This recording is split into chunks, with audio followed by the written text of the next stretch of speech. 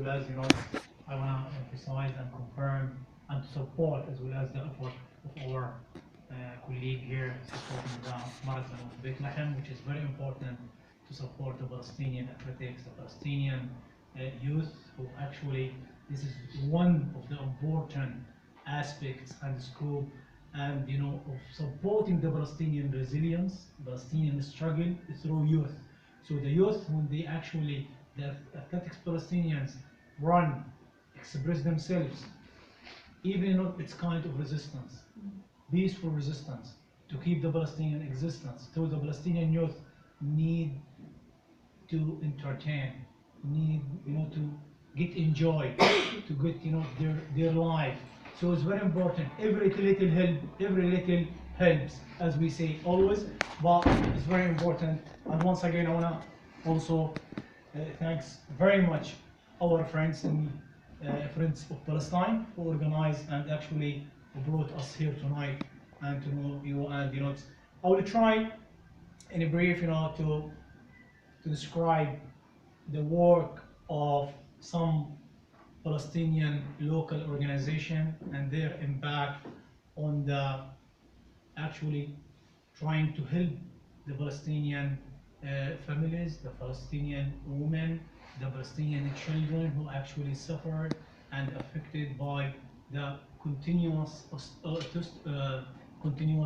attack, collective punishment from the Israeli air forces, from the air, from the ground, and Gaza. Everyone knows Gaza in the last witnessed 3 wars in the last 10 years. So Gaza today lives in very long humanitarian crisis, and the world unfortunately doesn't know about anything about Gaza. What we hear about Gaza, what we publish about Gaza, what we report about Gaza is very little what the people know about it today. So since 2014 in particular, I will try to focus a little bit on the last war on Gaza, of which lived more than 100,000 people lived in no houses. Simply speaking, no houses. They have actually their houses destroyed by the Israeli air forces for 51 days, and the Palestinian in Gaza Strip, their poor infrastructure was destroyed, actually they live now in misery. So it's very important to feel how the people they live, and it's through during the 51 days of the war, I have been all the time in touch with my families, with my friends, with my colleagues, and they actually all the time they telling me, we don't know that when you call after 1 hour or 2 hours or whatever, you will find alive or not.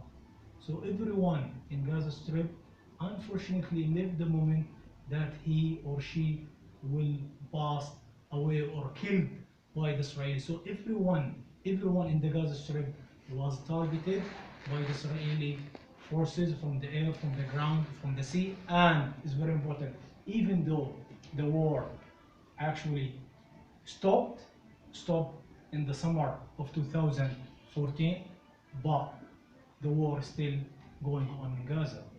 The war is still going on in Gaza, and no one actually acknowledged that, because the siege in Gaza now it's the 10th year. It's kind of collective punishment.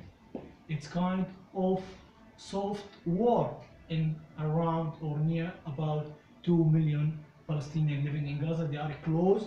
Everything surrounding this. The biggest open air prison in the world. So imagine that 2 million people they living.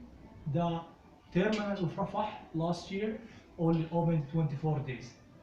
So how imagine that thousands of ill people, sick people, children, students, they couldn't access and to travel freely to the world and to manage and to live their normal life as all the nations. So this is a brief what's happened or what's going on in Gaza Strip. But more importantly, what is your colleague has presented that